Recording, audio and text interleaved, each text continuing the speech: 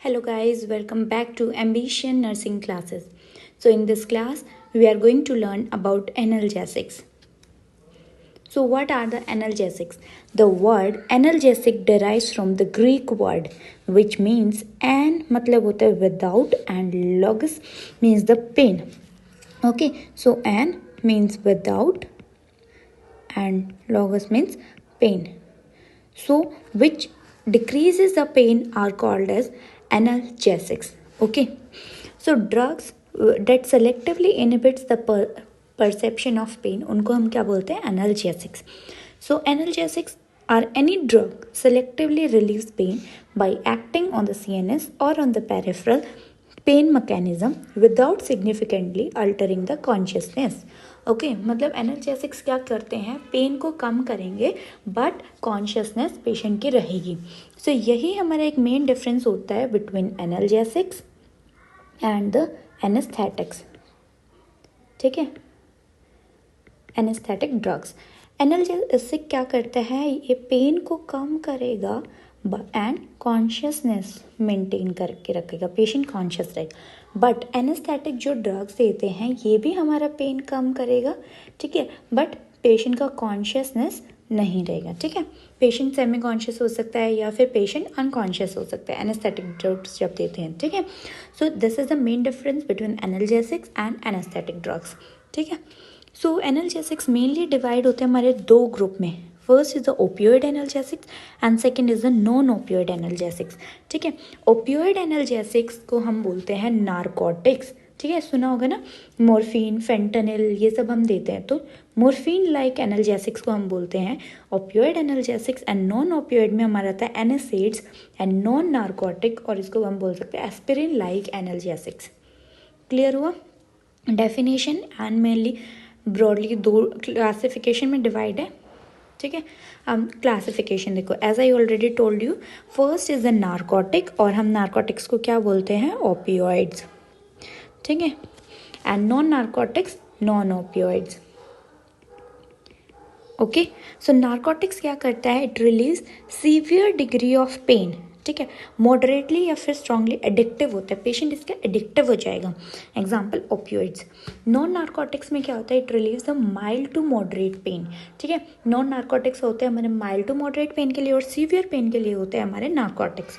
ठीक है, but they are जो नॉन नारकोटिक्स होते हैं वो नॉन एडिक्टिव होते हैं. ठीक है, and example the aspirin. So analgesics मैंने आपको ऑलरेडी बताया कि दो ब्रॉड क्लासिफिकेशन में डिवाइडेड है, opioids and non opioids. And then opioids हमारा फर्दर डिवाइडेड है तीन क्लासिफिकेशन में. First is natural, second is semi synthetic and third is the synthetic. अब नेचुरल में आपने पढ़ा होगा मॉर्फिन, है ना, नेचुरल है. देन हमारा हीरोइन आता है, हीरोइन हमारे किस में आता है, सेमी सिंथेटिक. और सिंथेटिक जो खुद से बनाते हैं उसमें आता है हमारा फेंटानिल, है ना, सुना होगा ना, इंजेक्शन फेंटा दे रहे हैं. ठीक है, नेक्स्ट WHO एनाल्जेसिक लेटर क्या बोलते हैं. WHO ने हमें एक एनाल्जेसिक लेटर दिया है कि कैसे आपको जो एनाल्जेसिक्स है वो यूज़ करने हैं. सो फर्स्ट हमारे इस पे क्या आता है, नॉन ओपियोइड्स प्लस एडजुवेंट्स देते हैं. ठीक है, सबसे पहले हम पेशेंट को नॉन ओपियोइड से स्टार्ट करते हैं, नॉन नारकोटिक्स से स्टार्ट करते हैं. बट स्टिल अगर पेन परसिस्ट हुआ या फिर इंक्रीज हुआ तो हम ओपियोइड्स के साथ जाएंगे, but for the weak opioids. ठीक है, वीक ओपियोइड्स देंगे for mild to moderate pain. ठीक है, देन सेकेंड वाले पे. बट अगर हमारा नॉन वीक ओपियोइड से भी हमारा पेन ठीक नहीं होता है, तो अगर पेन फिर भी परसिस्ट करता है तो थर्ड स्टेप पे हम क्या देंगे, ओपियोइड्स देंगे for moderate to severe pain के लिए. These are the strong opioids देंगे यहाँ पे, plus non opioids and adjuvants देंगे. ठीक है, क्लियर. ये आपका अभी नॉर्सेट 2022 में आया भी था ये क्वेश्चन. ठीक है, तो ये आपको याद रखना है. यही अगेन बताया, सबसे पहले नॉन ओपियोइड्स एनाल्जेसिक से स्टार्ट करते हैं, फिर weak opioids, then strong opioids. हम ट्रांसडर्मल पैच भी होते हैं हमारे, जैसे फेंटा का ट्रांसडर्मल पैच होता है. ठीक है, देन लास्ट में हम देते हैं एपिड्यूरल्स या फिर नर्व ब्लॉक्स. क्लियर. नेक्स्ट हम सबसे पहले अभी पढ़ेंगे ओपियोइड एनाल्जेसिक्स के बारे में. सो हिस्ट्री क्या है, ओपियम जो है ना वो extracted from the Poppy plants, ठीक है। ये जो फोटो इधर मैंने डाला है ये है हमारा पॉपी सीड्स का, ठीक है। इससे एक्सट्रैक्ट करते हैं हम ओपियम और उससे हम क्या बनाते हैं, ओपियोइड्स बनाते हैं। पॉपी सीड्स का दूसरा हम पेलावर सोमनीफेरम, ठीक है। Like use for thousands of year to produce euphoria के लिए यूज़ करते हैं, analgesia, sedation, relief from diarrhoea and cough suppression. तो इन ये सब क्या है, यूजेस है। नेक्स्ट ओपियोइड एनाल्जेसिक्स को हम और क्या बोलते हैं, नारकोटिक्स से मैंने आपको बताया। और the morphine like analgesics are included in this category, किसमें, ओपियोइड एनाल्जेसिक्स में। So narcotic analgesics are the drug that relieve pain by binding to the opioid receptors. Receptors पे बाइंड करता है which are present in the central nervous system and the peripheral nervous system, can cause the numbness and induce a state of unconsciousness, ठीक है। ये सिर्फ unconsciousness किसके साथ होते हैं, ओपियोइड एनाल्जेसिक्स के साथ। कैसे वर्क करते हैं, जो ओपियोइड रिसेप्टर्स होते हैं उन पे बाइंड करता है ये, ठीक है, और फिर नंबनेस कॉज करता है जिसकी वजह से हमारा पेन कम हो जाता है, ठीक है। अब जो ओपियोइड एनाल्जेसिक्स है ये हमारे मेनली 3 क्लासिफिकेशन में है। फर्स्ट है हमारा natural, second is semi synthetic, ये मैंने आपको ऑलरेडी बताया है, and third is the synthetic, ठीक है। सो इसके एग्जाम्पल्स क्या क्या हैं, वी हैव नेचुरल में आता है morphine, codeine, methadone, hydromorphone, okay. Semi synthetic में आता है heroin, oxycodone, hydrocodone. Then synthetic we have pethidine, fentanyl and tramadol. Tramadol भी देखा होगा ना आपने, बहुत कॉमनली यूज होता है। देन इसका मैकेनिज्म ऑफ एक्शन क्या होता है, as I already told you, ये सब किस पे काम करता है, ओपियोइड रिसेप्टर्स पे, जो हमारा सीएनएस और पेरिफेरल नर्वस सिस्टम में प्रेजेंट होता है। फिर ये क्या कॉज करता है, नंबनेस और पेन कम कर देगा, ठीक है। सो ऑल जो हमारे ओपियोइड रिसेप्टर्स होते हैं ना, वो जी प्रोटीन कपल्ड रिसेप्टर्स होते हैं। वो क्या करते हैं, इनहिबिट करते हैं एडिनाइलेट साइक्लाइज, जिससे क्या होता है, नंबनेस होता है और कॉन्शियसनेस कम होती है ना, और जिसकी वजह से हमारा लास्ट में पेन क्या हो जाएगा, कम हो जाएगा। अब देखो इसमें क्या होता है, they are involve in post synaptic hyperpolarization which increases the potassium effluent and reducing the calcium influx. अब देखो यहाँ पे सबसे पहले ओपियोइड रिसेप्टर्स प्रेजेंट होते हैं, ये क्या हमारा प्री साइनेप्टिक न्यूरॉन में, ठीक है, ये प्री साइनेप्टिक है। ओपियोइड रिसेप्टर हमारा ये एक्टिवेट होएगा तो हमारा कैल्शियम इनफ्लक्स जो होता है ना वो कम होता है, ठीक है, डिक्रीज हो जाएगा कैल्शियम, ये कम हो जाएगा तो हमारे यहाँ से ग्लूटामेट जो होता है ना वो भी कम हो जाएगा, ठीक है। अब यहाँ पे देखो ये क्या है, ये हमारा पोस्ट साइनेप्टिक वो है, पोस्ट साइनेप्टिक न्यूरॉन है। तो यहाँ पे जब ओपियोइड रिसेप्टर हमारा एक्टिवेट होता है तो ये क्या करता है, जो पोटेशियम इफ्लक्स होता है ना उसको इंक्रीज करता है। अब देखो ये वाला लाइन पढ़ो, activation of the opioid receptor increases potassium efflux and decrease the response of the post synaptic neuron to excite. जो यहाँ पे एक्साइटेटरी रिस्पॉन्स ग्लूटामेट का आना चाहिए ये क्या करेगा, इसको कम कर देगा, है ना, डिक्रीज कर देगा इसका रिस्पॉन्स, क्योंकि पोटेशियम इधर ज़्यादा हो गया, इधर से कैल्शियम कम हो गया, तो फिर ये जो एक्साइटेटरी रिस्पॉन्स आना चाहिए इसको कम कर देगा, सो डैट पेन भी कम हो जाएगा। So this inhibits neuronal activity. Clear हुआ mechanism of action of opioids. Mainly आपको यही याद रखना है कि पोस्ट साइनेप्टिक पे ये इंक्रीज करता है potassium effluent and pre synaptic में हमारा ये डिक्रीज करता है कैल्शियम इन्फ्लक्स, जिसकी वजह से जो लास्ट में हमारा एक्साइटेटरी रिस्पॉन्स जो होता है वो डिक्रीज हो जाता है, तो न्यूरोनल एक्टिविटी को सप्रेस कर देता है, जिसकी वजह से हमारा पेन कम हो जाता है। क्लियर। सो यूज़ क्या है ओपियोइड ड्रग्स के, it helps to relieve the pain, relief of respiratory distress. ये आपको मेन चीज़ याद रखना, देखो रेस्पिरेटरी डिस्ट्रेस कम करेगा सिर्फ इन लो डोजेज ऑफ यू। अगर आपने हाइयर डोज दे दिया तो इसका साइड इफ़ेक्ट हो जाएगा, साइड इफ़ेक्ट क्या हो जाएगा, रेस्पिरेटरी डिस्ट्रेस। बट अगर हम लो डोज में यूज़ करेंगे तो ये क्या करता है, रिलीफ ऑफ रेस्पिरेटरी डिस्ट्रेस, ये आपको याद रखना है। Second third is relieve abdominal distress. Clear. अगर आपको कोई भी डाउट है आप कमेंट सेक्शन में लिख सकते हैं, we will answer you. Then side effects क्या होते हैं of opioid analgesic, respiratory depression मैंने आपको बताया, हाई डोज में देंगे तो apnoea, dizziness, euphoria, headache, mental cloudiness, जैसे आपको बताया स्लीपीनेस इंड्यूस करता है ये, ठीक है, अनकॉन्शियसनेस, तो मेंटल क्लाउडिंग हो जाएगा। Insomnia, nausea, vomiting, constipation, dry mouth, skin rashes, laryngospasm, urinary retention and decrease libido. Okay, so आपको ये याद कैसे रख सकते हो, ये एक मिनिमोनिक है डिज़ाइनर से, ठीक है। D for dry mouth, E for euphoria, S for sedation, I for itching और skin rash, okay. G for gastro में क्या क्या आता है, constipation, then N for nausea और we can say vomiting, then E for papillary eyes, papillary construction and R for respiratory depression. तो आप इस मेनिमोनिक से आप यह याद कर सकते हैं designer, okay. So contra indication, when you have not to give the opioid, children less than 6 years of age, अगर चाइल्ड हमारा लेस देन 6 ईयर्स है तो हमें नहीं देना। Hepatic cirrhosis, Addison's disease, myxoedema, emphysema, asthmatic condition and convergence, ये सब क्या है, कॉन्ट्रा इंडिकेशंस है किसके, ओपियोइड्स के, ओके। द नेक्स्ट, इस वाले टेबल में मैंने आपको पूरा सारे जितना ड्रग्स है उसका यूजेस एंड एडवर्स इफेक्ट बताए हैं। सो मोर्फिन हमारा मेनली यूज़ होता है for acute and chronic pain, and यहाँ पे मैंने ऑलरेडी आपको एक कॉमन भी एडवर्स इफेक्ट बताए हैं, अगर आपको पढ़ना है तो आप ये पढ़ सकते हैं। Sedation, respiratory depression, tolerance and dependence, euphoria, adverse effect है। Methadone is use in the chronic pain, maintenance of addiction, okay, and pethidine is use for acute pain, pentazocine is mainly use for acute pain, and fentanyl is for acute pain and anaesthetics, anaesthesia में भी use करते हैं as morphine. Codeine for mild pain, dextropropoxyphene is for mild pain, and tramadol is mainly for the post operative and chronic pain, okay. Tramadol का side effect क्या होता है, it causes the dizziness and may cause the convergence, ये क्या है, इसके adverse effects हैं, ठीक है। ये टेबल आप लर्न कर सकते हो अगर आपको चाहिए तो।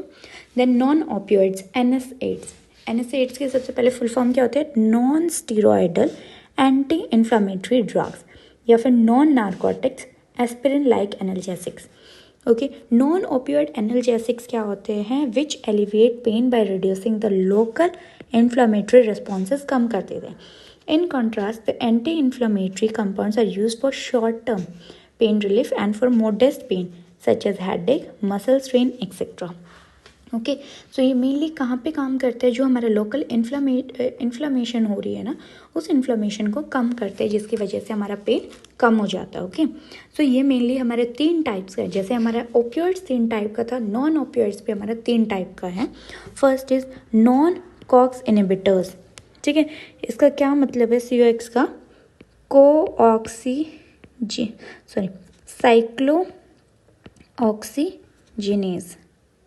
Cyclooxygenase inhibitors.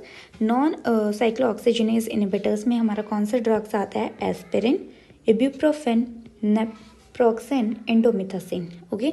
Then preferential COX inhibitors, diclofenac, meloxicam, and in selective COX inhibitors we have etoricoxib, acetaminophen और पैरासिटामोल एंड मिटामिजोल, ओके। ये आपको याद रखने इनके एग्जाम्पल्स। देन ये how they work, mechanism of action क्या है इनका, मेनली ये क्या काम करता है, ये इनहिबिट करता है द सिंथेसिस ऑफ प्रोस्टाग्लैंडिन्स। अब समझो, देखो